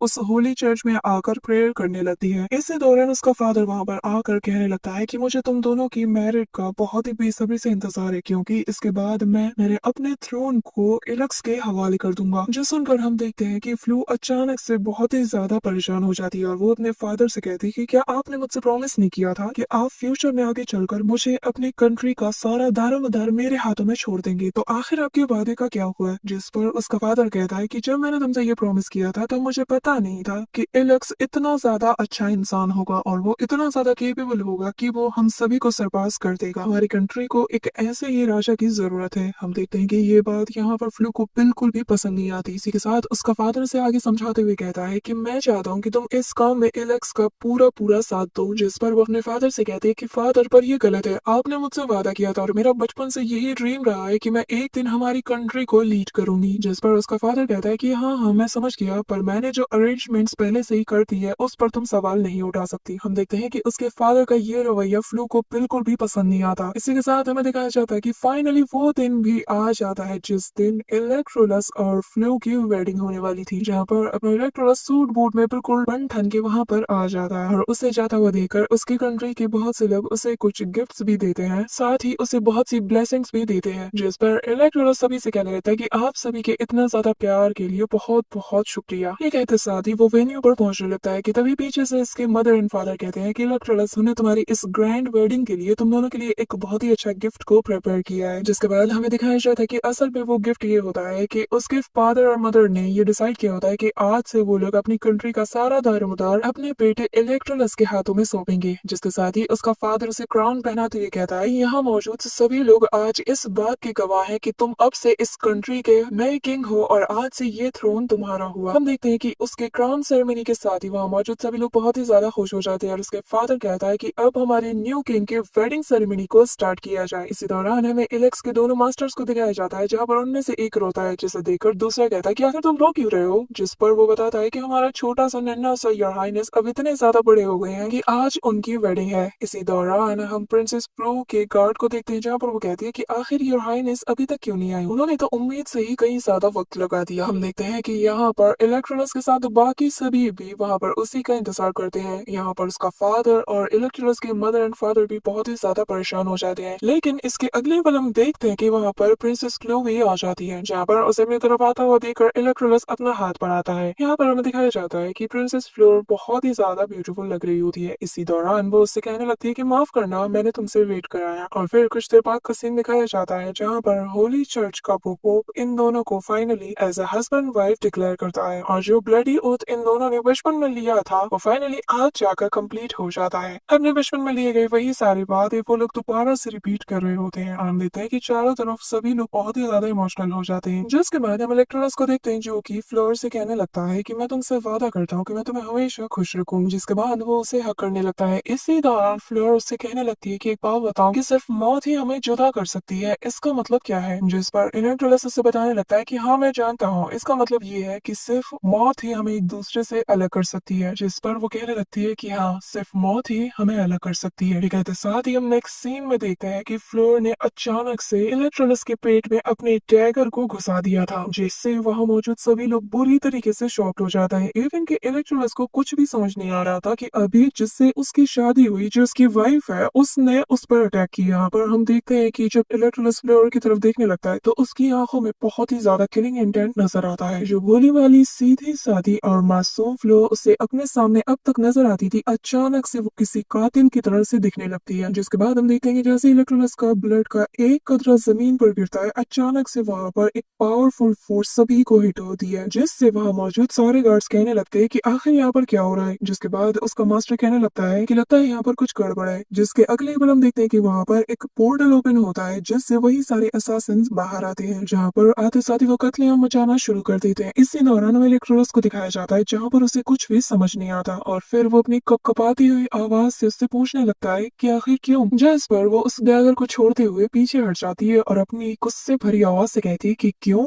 तुम ये पूछ रहे हो कि क्यों? पहले तुम मुझे बताओ कि आखिर क्यों तुम्हें ही वो the great turtle shell technique मिली, आखिर मुझे क्यों नहीं? तुम्हें तो प्रोबेबली ये भी नहीं पता होगा कि जब तुम्हें उस टेक्निक के अंदर समन किया गया था तो मुझे भी वहां पर किया गया था। जिसके बाद हमें वो सीन दिखाया जाता है जहाँ पर फ्लोर भी वहां पर समन हो जाती है, जहाँ पर हम देखते हैं कि इलेक्ट्रोलस की तरह वहां पर इसका भी अपने माइंड कॉन्शियसनेस में टेस्ट चल रहा होता है, और वो पास्ट प्रेजेंट फ्यूचर वाली तीनों लेडीज इससे अपना फ्यूचर दिखाती है कि एक बात बताओ, क्या तुमने इसी दिन के लिए इतना सब कुछ किया था कि एक दिन तुम्हारा फादर आए और इलेक्ट्रोलस को तुम्हारे किंगडम का राजा बना दे और तुम बस उसकी एक सपोर्टिंग पार्टनर बनकर रह जाओ? क्या तुम ये चाहती हो? क्या तुम ऐसा फ्यूचर सच में देखना चाहती हो? जिस पर हम देखते हैं कि फ्लोर बहुत ही ज्यादा डिप्रेस्ड हो जाती है, वो अपना सिर पकड़ के बैठ जाती है और वो कहने लगती है कि नहीं, मैं ऐसा कुछ नहीं चाहती, मैं ऐसा फ्यूचर देखना ही नहीं चाहती। और बस यहीं पर वो अपना टेस्ट हार जाती है। और तुम जानते हो क्यों? क्योंकि इलेक्ट्रोलस ने कहा था कि मैं किस्मत पर यकीन नहीं रखता, मैं बस खुद पर यकीन रखता हूँ। बस उसके इसी डिटर्मिनेशन को देखकर द ग्रेट टर्टल टेक्निक ने उसे चुन लिया था। यहाँ पर हमें प्रेजेंट टाइम का सीन दिखाया जाता है जहाँ पर फ्लोर कहती है कि उस ग्रेट टेक्निक ने मुझे अकेला छोड़ दिया और उसने तुम्हें चुन लिया, तुम तो पहले से ही सन ऑफ लाइट हो, तो आखिर तुम्हें ये सारी चीजें क्यों मिलती हैं? और हद तो तब हो गई कि जब तुम मुझसे मेरा ड्रीम भी छीनने लगे। जिसके बाद हमें वही सीन दिखाया जाता है जहाँ पर उसका फादर उसे बताता है कि तुम्हारी शादी के बाद मैं इलेक्ट्रोलस को हमारे किंगडम का राजा बना दूंगा। यहाँ पर उसके फादर के जाने के बाद ये सारा नजारा ऊपर से एक और पर्सन देख रहा होता है, जहाँ पर वो फ्लोर के पास आकर कहता है कि तुम डिससेटिस्फाइड हो ना, तो चलो फिर मुझसे हाथ मिला लो और मैं तुम्हें एक और मौका दूंगा, बिल्कुल वैसा फ्यूचर देखने का जो तुम हमेशा से देखने का सपना देखती। और फिर वो उसे एक डैगर देते हुए कहता है कि इस डैगर को पूरी तरीके से पॉइजन से कोट किया गया और इससे तुम सन ऑफ लाइट को इजीली जान से मार सकती। जिसके बाद हम प्रेजेंट टाइम में देखते हैं जहाँ पर फ्लोर फिर से उस डैगर को उसके अंदर जोर से प्रेस करते हुए कहती है कि काश इलेक्ट्रोलस तुम इस दुनिया में एग्जिस्ट ही नहीं करते, और फिर वो उस डैगर को उसके अंदर से निकाल देती है, जिससे इलेक्ट्रोलस दूर जाकर गिरता है। इसी के साथ उसकी आंखें बंद हो जाती है और हमें एक नरेटर वॉइस बताती है कि वो दिन ये लाई केसी की लाइफ का सबसे बुरा दिन था। इसी दौरान वहाँ पर केशी भी आ जाता है जो कि कहता है कि लगता है हमारा प्लान बहुत ही अच्छे से एग्जीक्यूट किया गया है। जिसके बाद वो इलेक्ट्रोलस को उठाता है और कहता है कि मैं तुम्हें बहुत ही अच्छी जगह पर पहुंचाने वाला हूँ। इसी दौरान एक थंडर लाइट आकर उसे हिट हो जाती है, जिसके बाद वो नरेटर वॉइस कहती है कि जिस खंजर से आज इलेक्ट्रोलस का अटैक किया गया था ना, उसका दर्द बहुत ही ज्यादा था, क्योंकि उसमें जो पॉइजन लगा था वो इलेक्ट्रोलस की बॉडी को अंदर से ही खा रही होती है, लेकिन ये दर्द उस दर्द के आगे कुछ भी नहीं है जो उसे उसके प्यार ने दिया था। इलेक्ट्रोलस इस हद तक लाचार होता है कि वो कुछ भी नहीं कर पाता। उसके मदर एंड फादर आकर उसके लिए फाइट करते हैं और फिर उसकी आंखों के सामने उसकी मदर की जान चली जाती है, जिससे इलेक्ट्रोलस बुरी तरीके से टूट जाता है। जिसके बाद फ्लोर अपना ईगल साइड दिखाने लगती है और पूरे पांगबो के लोगों को जान से मारना शुरू कर देती है। हमें दिखाया जाता है कि उसके दोनों मास्टर उसे वहां से सेफली ले जाने की कोशिश करते हैं, जिसके बाद वो दोनों उसे एक जगह पर लिटा देते हैं और कहते हैं कि यहाँ पर आराम करो, तुम्हें यहाँ पर कोई ना कोई लेने जरूर आ जाएगा। लेकिन हमें वो नरेटर वॉइस बताती है कि इलेक्ट्रोलस की लाइफ की वो काली मनहूस रात ने सब कुछ बदल दिया। उसके मदर फादर, उसके दोस्त, उसके गार्ड्स, यहाँ तक कि उसके किंगडम के सारे लोगों को जान से मार दिया गया। वहाँ पर कोई भी सरवाइव नहीं कर पाया सिवाय इलेक्ट्रोलस के। जिसके बाद हम देखते हैं कि वही बच्चा इलेक्ट्रोलस के सामने आकर कहता है कि क्या आप ठीक हो, और फिर वो अपने साथ कुछ और लोगों को भी लाता है और वो लोग उसे ले जाते हुए कहते हैं कि चिंता मत कीजिए, हमें हमेशा से सन ऑफ लाइट पर बिलीव रहेगा। जिसके बाद वो सभी लोग मिलकर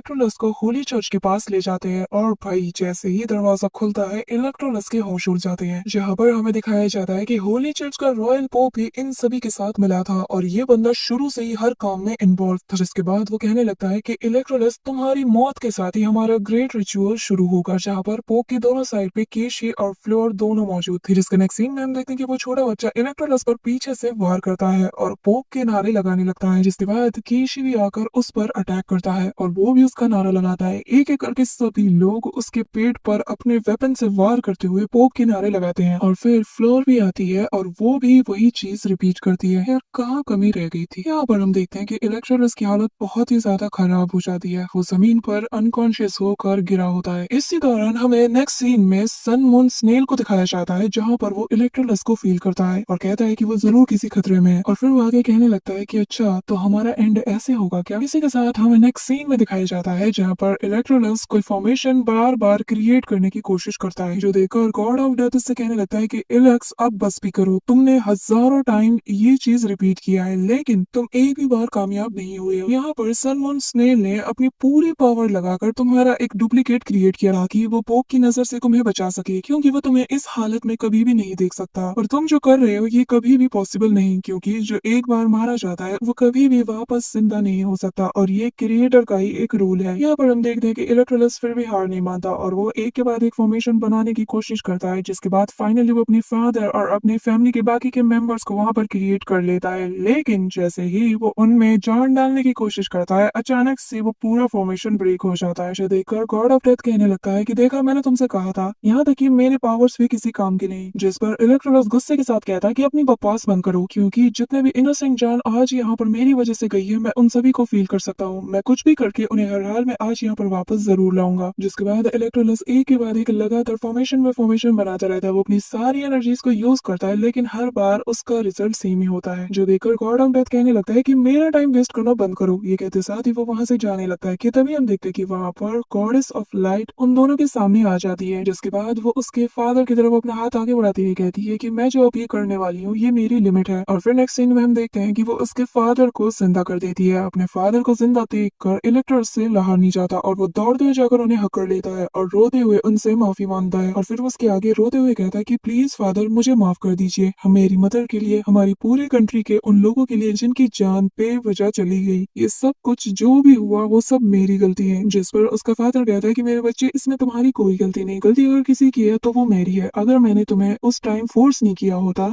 जिसके बाद हमें सीन दिखाया जाता है पास्ट का, जहाँ पर एलेक्स अपने फादर से कहता है कि फादर ये जो मैरिज हम हमारी किंगडम के लिए कर रहे हैं क्या ये गलत नहीं, और मुझे तो फ्लोरा की फिक्र हो रही है क्योंकि आप दोनों पेरेंट्स ही किंगडम के भलाई के लिए हम दोनों पर मैरिज के लिए फोर्स कर रहे हैं, और फिर उसकी फीलिंग्स का क्या। जिस पर उसका फादर कहता है कि यार तुम्हारा क्या। जिस पर वो कहता है कि मैं मेरी किंगडम के लिए कुछ भी कर सकता हूँ, मुझे फर्क नहीं पड़ता कि आप मेरे लिए कौन सा डिसीजन लेते हैं। जिसके बाद उसका फादर कहता है कि thanks to the light goddess, जिसकी वजह से हम सभी आज यहाँ पर तुम्हें अच्छे से गुड बाय कह सकते हैं। और फिर जैसे इसका फादर पीछे मुड़ता है हमें दिखाया जाता है कि उसकी किंगडम के सारे लोग वहां पर उसे नजर आते हैं, जो कि इलेक्ट्रोनस को हर एक छोटी बड़ी चीज के लिए शुक्रिया अदा कर रहे होते हैं जो भी उसने आज तक उन सभी के लिए किया होता है। जिसके बाद उसका फादर उससे कहता है कि मेरे बच्चे एक बात हमेशा याद रखना, जो प्यार हम सब तुमसे अब तक करते आ रहे हैं ना, ये मरने के बाद भी कभी भी कम नहीं होने वाला। भले ही हम में से कोई भी तुम्हारे साथ इस वक्त मौजूद ना हो, लेकिन हम सभी का प्यार हमेशा तुम्हारे साथ रहेगा। और मेरे बच्चे, हमें लाइट गॉडेस ने ज्यादा वक्त नहीं दिया, तो इसलिए मैं चाहता हूँ कि तुम अपना बहुत ही ज्यादा अच्छे से ख्याल रखना। ये कहते साथ ही वो सभी लोग वहां से डिसअपियर होने लगते हैं, जो देखकर इलेक्ट्रोनस उनका पीछा करते हुए कहता है कि प्लीज मुझे छोड़कर मत जाइए। जिसके बाद वो जमीन पर पड़ा हुआ कहने लगता है कि ऐसी दुनिया जहाँ पर आप में से कोई भी ना हो, तो उस दुनिया में मैं जी कर क्या करूंगा। और ये सीन वहाँ गॉड ऑफ डेथ और लाइट गॉडेस दोनों ही देख रहे होते हैं। जिसके बाद हम देखते हैं कि वो दोनों ही उसके सामने आ जाते हैं और लाइट गॉडेस कहने लगती है कि इलेक्ट्रोलस तुम सन ऑफ लाइट हो और भूलो मत कि तुम्हारा मिशन क्या है, क्योंकि ह्यूमन मैनकाइंड अब एक ऐसी सिचुएशन में है जहाँ पर इन सभी ने लाइट गॉडेस को बिट्रे करके उस पोप को एज अ गॉड मानकर उसकी पूजा करने लगे हैं, और जो भी उसके खिलाफ जाने की कोशिश कर रहा है ये लोग उसे जान से मार रहे हैं और जो अब तक 6000 सालों में कभी नहीं हुआ, इन लोगों ने बीते कुछ महीनों में ही वो कर डाला। लाशों का अंबार लगा चुके हैं ये लोग। इन लोगों ने चारों तरफ अपना राज फैला दिया है और जीते जी इस पूरी दुनिया को नर्क बनाकर रख दिया है, और जिसका रूलर एक फेक गॉड है और तुम ऐसे चुप नहीं रह सकते। इसी दौरान हम देखते हैं कि गॉड ऑफ डेथ उससे कहने लगता है कि मैं तुम्हें अपनी पावर देने के लिए रेडी हूँ, जिससे कि तुम अपना बदला उन सभी से ले सको। जिस पर इलेक्ट्रोलस कहता है कि मैं रिफ्यूज करता हूँ, और फिर वो कहने लगता है कि लाइट एंड डार्कनेस, एक बात बताओ, ये सब कुछ करने के बाद भी मुझे वो लोग तो कभी वापस नहीं मिलने वाले ना, जिन्हें मैं खो चुका हूँ। ये कहते साथ ही वो अपने द ग्रेट टर्टल टेक्निक को एक्टिवेट कर देता है, जो देखकर लाइट गॉडेस कहने लगती है कि इलेक्ट्रोलस, आखिर ये तुम क्या करने जा रहे हो? भूलो मत कि तुम फ्यूचर में आगे चलकर न्यू लाइट गॉड बनने वाली हो। इसी दौरान गॉड ऑफ डेथ भी कहने लगता है कि हाँ, और अगर तुम चाहो तो तुम नेक्स्ट गॉड ऑफ डेथ भी बन सकते हो। जिस पर इलेक्ट्रोलस अपनी पावर को एक्टिवेट करते हुए कहता है कि मैं रिफ्यूज करता हूँ, ना मुझे गॉड ऑफ लाइट बनना है और ना ही मुझे गॉड ऑफ डेथ बनना है, क्योंकि ये सारी बस तुम लोगों के एक्सपेक्टेशंस है। पर मैं इलेक्ट्रोलस, मैं बस अपनी फैमिली और पेरेंट्स के साथ रहना चाहता हूँ। और फिर वो अपनी उसी टेक्निक को यूज कर देता है, जहाँ पर एक लेडी उसके आंखों को बंद करते हुए कहती है कि अच्छा तो तुम ये चाहते हो, पर एक बात याद रखना, तुम जो करने जा रहे हो यहाँ से वापस आने का कोई रास्ता नहीं। जिसके बाद हम देखते हैं कि इलेक्ट्रोलस अचानक डार्कनेस की गहराइयों में जाने लगता है, जिसके बाद हमें एक नरेटर वॉइस बताती है कि इलेक्ट्रोलस जिस दुनिया और जिस डायमेंशन में इस वक्त है, वहां पर इसने 10,000 साल गुजारे हैं, और 10,000 साल ये जिया भी है और 10,000 साल बाद ये मरा भी है, और इस 10,000 सालों में इसने 10,000 बार उसी दर्द से गुजरा है। जिसके बाद finally Electrolus the great turtle technique को यूज करके वो इंसान बन ही जाता है जो वो अब तक बनना चाहता था। जिसके बाद इसने उस पावर का यूज करके फाइनली उस चीज को भी क्रिएट कर लिया था जो इसकी अब तक की सबसे ग्रेट क्रिएशन है, और तुम देख ही सकते हो ये चीज क्या है। जिसके बाद वो उन स्टेप्स पर चढ़ते हुए अपने एक एक फैमिली मेंबर्स को याद करता है, अपने फ्रेंड्स को याद करता है, और वहां मौजूद अपने किंगडम के उन बाकी इनोसेंट्स लोगों को भी याद करता है जो बेवजह मारे गए, और फिर वो उन लोगों से कहने लगता है कि आज से तुम सभी को कोई भी सफर झेलना नहीं होगा। जिसके बाद इलेक्ट्रोलस उन सभी को उनकी पूरी जिंदगी के बारे में बताने लगता है, जो कि उन्होंने कभी जिया ही नहीं, क्योंकि जो 10,000 साल इलेक्ट्रोलस ने बिताए थे उसमें उसने एक एक पर्सन की पूरी हिस्ट्री जान ली थी। अपने मदर एंड फादर को भी वो बताता है कि मदर एंड फादर, मैंने आपको देखा कि आपने पूरी जिंदगी बहुत ही जॉयफुल से गुजारा था। जिसके बाद वो वहां मौजूद सभी से कहता है कि मैंने तुम सभी को भी देखा था कि तुम सभी ने अपनी अपनी जिंदगी बहुत ही खुशहाल तरीके से गुजारी थी, एक ऐसी दुनिया में जहाँ पर कोई वॉर नहीं, कोई डिजीज नहीं, कोई जलन नहीं और कोई भेदभाव नहीं, एक ऐसा वर्ल्ड जहाँ पर फेथ फ्री था। और जो हमने हमारी जिंदगी में सफर किया है ना, अब वो हमारी ताकत बनने वाली है। जिसके बाद इलेक्ट्रोलस का फाइनली ट्रांसफॉर्मेशन हो जाता है और वो कहने लगता है कि मैं इलेक्ट्रोलस तुम सभी को लीड करूंगा एक ऐसे वॉर में जो कि इस पूरे वर्ल्ड के अगेंस्ट होगा, क्योंकि